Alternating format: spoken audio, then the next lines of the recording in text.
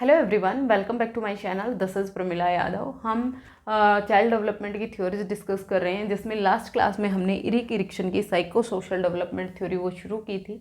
Last class में हमने देखा था कि जो इरिक्शन है उन्होंने अपनी थ्योरी में 8 स्टेजेस की बात की है। वो कहते हैं कि मनुष्य की पर्सनैलिटी, मनुष्य का जो व्यक्तित्व है वो इन्फेंसी में शुरू होता है। इन्फेंसी में मनुष्य के व्यक्तित्व का डेवलपमेंट होना शुरू होता है और वो ओल्ड एज तक जाता है। ओल्ड एज तक जाता है, या फिर आप इसे बर्थ टू डेथ भी कह सकते हैं, जन्म से लेकर मृत्यु तक भी कह सकते हैं। इन्होंने अपनी जो थ्योरी है वो 8 स्टेजेस में दी है, 8 स्टेज बताए हैं। ये कहते हैं कि 8 स्टेजेस में ही मनुष्य की पर्सनैलिटी का डेवलपमेंट होता है। हर एक स्टेज की अपनी कुछ क्राइसिस होते हैं, अपने कॉन्फ्लिक्ट होते हैं। बच्चा उस कॉन्फ्लिक्ट को रिजॉल्व करने की कोशिश करता है। अगर वो उस कॉन्फ्लिक्ट को रिजॉल्व कर पाया तो उसके अंदर एक साइकोलॉजिकल स्ट्रेंथ डेवलप होती है, एक मनोसामाजिक गुण डेवलप होता है। और वो मनोसामाजिक गुण डेवलप होना और नहीं होना ये बात डिसाइड करेगा कि उसका नेक्स्ट स्टेज में डेवलपमेंट किस तरह से होगा और लाइफ को वो किस नज़रिए से देखेगा। हर एक स्टेज के अपने 2 एस्पेक्ट होते हैं, एक पॉजिटिव एस्पेक्ट होता है और दूसरा नेगेटिव एस्पेक्ट होता है। अगर मनुष्य में पॉजिटिव एस्पेक्ट डेवलप हुआ तो वो उस चीज़ को हमेशा पॉजिटिव नज़रिए से देखेगा, उसमें कॉन्फिडेंस डेवलप होगा, वो अपनी लाइफ को एक पॉजिटिव नज़रिए से देखेगा। लेकिन अगर उसमें वो कॉन्फ्लिक्ट को रिजॉल्व नहीं कर पाया और उसमें मनोसामाजिक गुण, साइको सोशल जो स्ट्रेंथ डेवलप नहीं हो पाई, तो वो नेगेटिविटी की तरफ चला जाएगा। वो अपनी लाइफ को नेगेटिव नज़रिए से देखना शुरू कर देगा। और ये जो पॉजिटिव, वो पॉजिटिविटी की तरफ जाएगा या नेगेटिविटी की तरफ जाएगा, ये मेनली डिपेंड करती है उसके आसपास के लोगों पर, उसकी सोसाइटी पर। सोसाइटी में मेनली उसके माता पिता होते हैं, उसके टीचर्स होते हैं। जब बच्चा किसी कॉन्फ्लिक्ट को सोल्व कर रहा होता है, उस कॉन्फ्लिक्ट का रिजोल्यूशन कर रहा होता है, तो कोई उसे किस तरह से सपोर्ट करता है, किस तरह की उसे मदद दी जाती है, उसी पर ही बेस्ड होती है बच्चा उस कॉन्फ्लिक्ट को सोल्व कर पाएगा या नहीं कर पाएगा। इन्होंने अपनी जो थ्योरी है इसको लाइफ स्पैन थ्योरी भी कहा जाता है, क्योंकि इस थ्योरी में पूरी लाइफ को डिस्क्राइब किया गया है। इन्फेंसी से लेकर ओल्ड एज तक पूरी लाइफ को डिस्क्राइब किया गया है 8 स्टेजेस में। ये कहते हैं कि मनुष्य की जो पर्सनैलिटी, मनुष्य का जो व्यक्तित्व है वो इन्हीं 8 स्टेजेस में डेवलप होता है। ये ओवरव्यू मैं कल दे चुकी थी। आज हम हर एक स्टेज का डिटेल में डिस्कशन करेंगे कि हर एक स्टेज के क्या क्या गुण होते हैं। सबसे पहली जो स्टेज आती है वो आती है ट्रस्ट वर्सेस मिसट्रस्ट।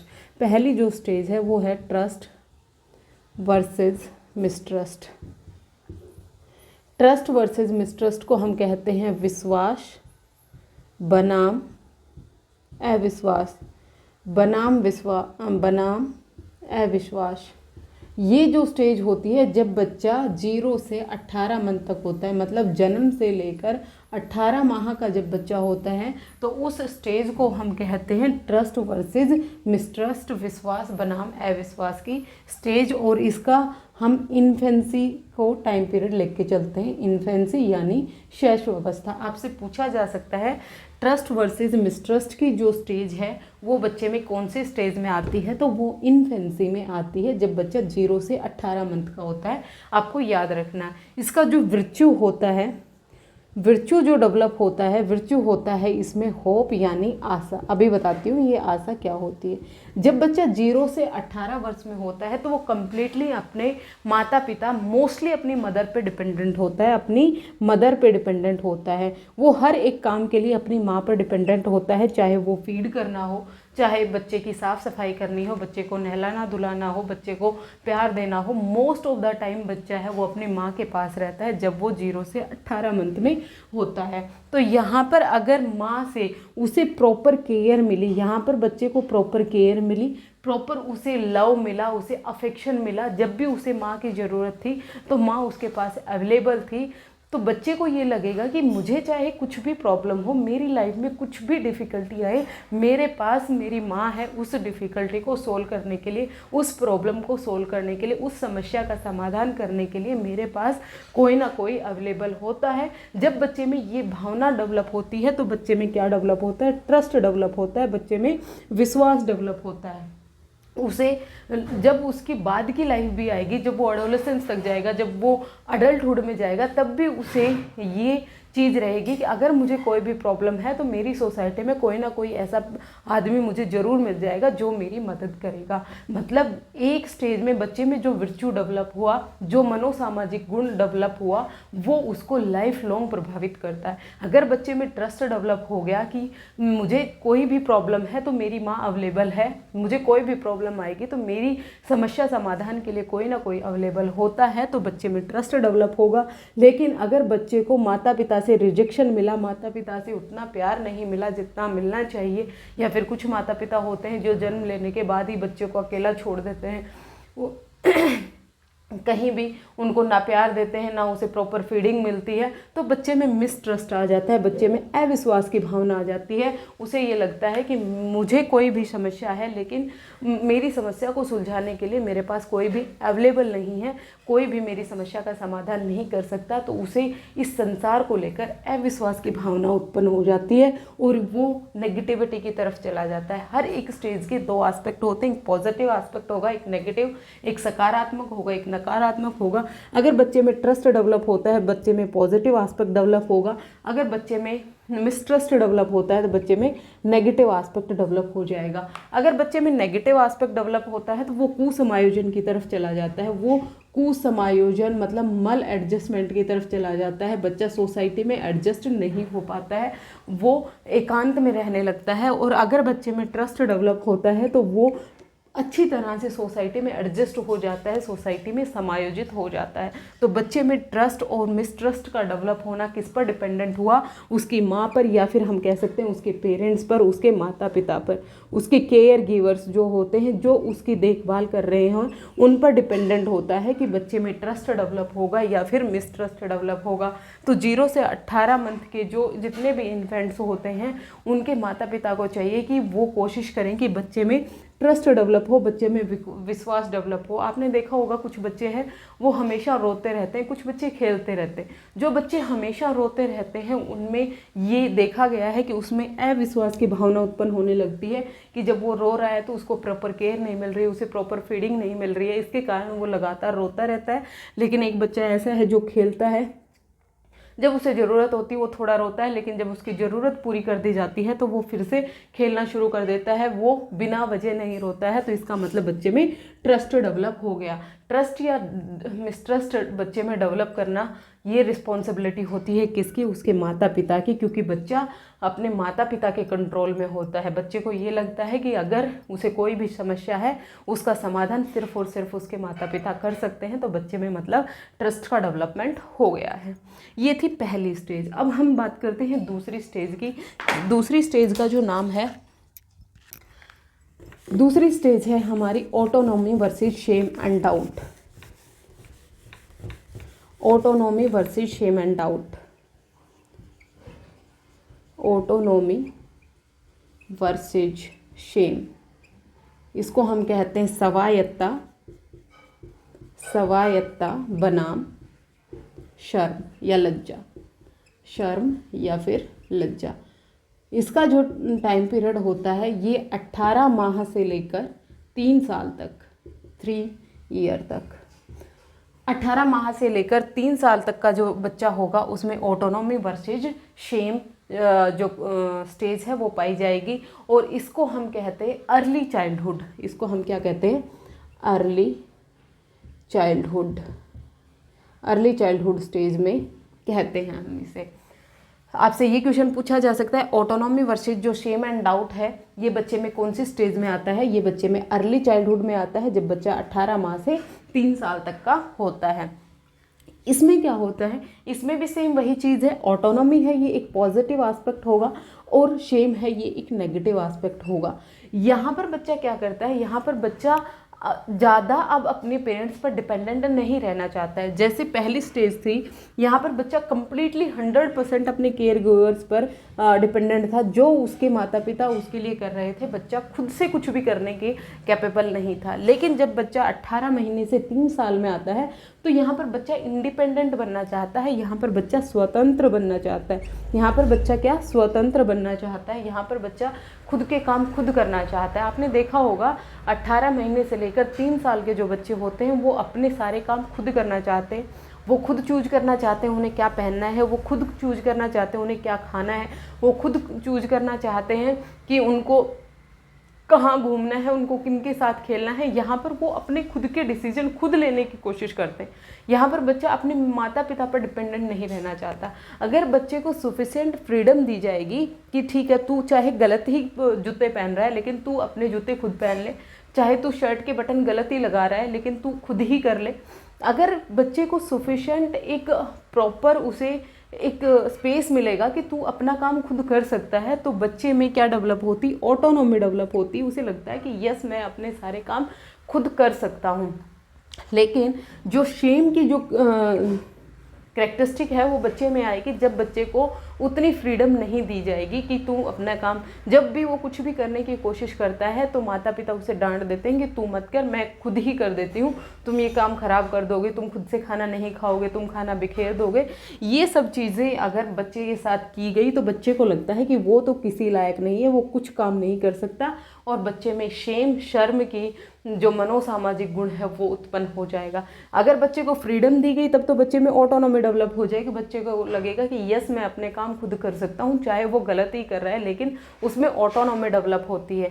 लेकिन अगर बच्चे को ये फ्रीडम नहीं दी गई तो बच्चे में शेम एंड डाउट है वो आ जाता है, और बच्चे को ये लाइफ लॉन्ग प्रभावित करते हैं। यहाँ पर जो मनोसामाजिक गुण जो उत्पन्न होता है वो होता है विल पावर। इसमें विल पावर यानी इच्छा शक्ति, इच्छा शक्ति। जो लास्ट स्टेज थी ट्रस्ट वर्सेस मिसट्रस्ट, यहाँ पर आशा, होप है वो विर्चू डेवलप हुआ था। मनोसामाजिक गुण यहाँ पर आशा था, और यहाँ पर जो विर्चू है ये क्या आता है, इच्छा शक्ति आती है। अगर बच्चे को पॉजिटिव एस्पेक्ट डेवलप हुआ यानी बच्चे में अगर ऑटोनॉमी डेवलप हुई तो बच्चे में विल पावर आ जाएगी, और अगर बच्चे में शेम आ गया तो बच्चे में विल पावर नहीं आ पाएगी। यहाँ पर जो इम्पोर्टेंट इवेंट होता है वो होता है टॉयलेट ट्रेनिंग। यहाँ पर बच्चे में टॉयलेट ट्रेनिंग है, ये इम्पोर्टेंट इवेंट होता है। यहाँ पर बच्चा टॉयलेट ट्रेनिंग करना सीख जाता है। यहाँ पर वो अपनी फिजिकल एक्टिविटीज़ पर कंट्रोल करना सीख जाता है। ये आपसे पूछा जा सकता है बच्चा टॉयलेट ट्रेनिंग कहाँ पर सीखता है, तो वो सेकंड स्टेज में सीखता है, autonomy versus shame and doubt. और ट्रस्ट वर्सेस मिसट्रस्ट में जो इम्पोर्टेंट इवेंट था वो था फीडिंग। ये आपको याद रखना है। हालांकि ये पूछा नहीं जाता है लेकिन फिर भी अगर आपसे पूछ ले तो ट्रस्ट वर्सेस मिसट्रस्ट में जो मेन इंपॉर्टेंट इवेंट होता है वो फीडिंग होता है, और जो सेकंड स्टेज है यहाँ पर टॉयलेट ट्रेनिंग होता है।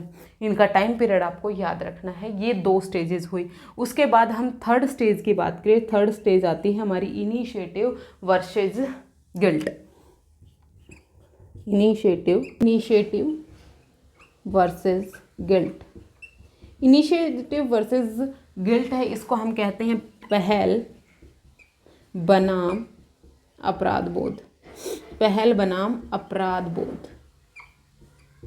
पहल बनाम अपराध बोध की जो स्टेज है ये बच्चे में आती है जब बच्चा 3 साल से लेकर 5 या 6 साल तक होता है। कई जगह आपको 5 साल दिखेगा, कई जगह आपको 6 साल दिखेगा, दोनों ही ठीक है। अगर एग्ज़ाम में आता है तो आपको एक ही ऑप्शन में गिवन होगा, आप कंफ्यूज मत होइएगा। पहल बनाम अपराध बोध की जो स्टेज है ये थर्ड स्टेज होती है।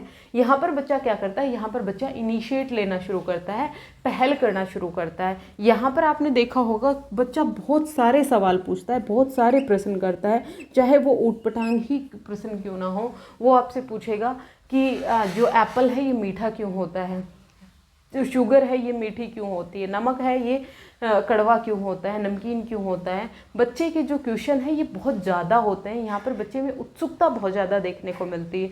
यहाँ पर बच्चा सबसे ज़्यादा खेलता है, प्ले करता है, खेलता है अपने प्लेमेट्स के साथ। जब वो खेलेगा तो खेल खेल में वो इनिशिएटिव लेना शुरू करेगा। मतलब आपने देखा होगा क्लास में यहाँ पर जब बच्चा मॉनिटर बनने की कोशिश करता है तो वो क्या करता है, इनिशिएटिव ले रहा है, कोई भी काम करने की पहल करेगा कि ये काम मैं खुद कर लूँगा, चाहे वो अपने खिलौनों को ही तोड़ फोड़ कर दोबारा से उनको बनाने की कोशिश करे। तो यहाँ पर बच्चा क्या करता है, बच्चा पहल करने की कोशिश करता है, कोई भी काम अपने आप करने की कोशिश करता है। तो जब बच्चा कोई भी काम करने की खुद से कोशिश करता है और उसे फ्रीडम दी गई, उसे वो काम करने दिया गया, तो बच्चे में इनिशिएटिव है। इसको लेकर बच्चे में क्या एक वर्च्यू डेवलप होता है जिसको हम कहते हैं पर्पज, जिसको हम कहते हैं उद्देश्य। उद्देश्य मनोसामाजिक गुण है वो बच्चे में उत्पन्न होता है अगर बच्चे इनिशिएटिव ले पाए और वो उस काम में सक्सेसफुल हुए तो। लेकिन अगर या तो बच्चे को इनिशिएटिव लेने ही नहीं दिया और अगर वो अनसक्सेसफुल हुए, वो उसमें सफलता प्राप्त नहीं कर पाए, तो बच्चे में गिल्ट है, अपराध बोध की भावना है वो डेवलप हो जाती है। और जब बच्चे में अपराध बोध की भावना डेवलप हो जाती है तो बच्चा धीरे धीरे करके कोई भी काम में पहल करना बंद कर देता है। उसे लगता है कि वो तो कोई भी काम नहीं कर पाएगा, वो किसी लायक नहीं है, उसमें अपराध बोध है वो डेवलप हो जाता है। लेकिन अगर बच्चे ने इनिशिएटिव लिया और उसमें वो सक्सेसफुल हुआ तो बच्चे में उद्देश्य नाम का जो वर्च्यू है वो डेवलप होता है, पर्पज है वो डेवलप होता है। वो लाइफ लॉन्ग जितने भी काम होते रहेंगे उसमें वो पार्टिसिपेट करता रहेगा, पहल करती रहेगी।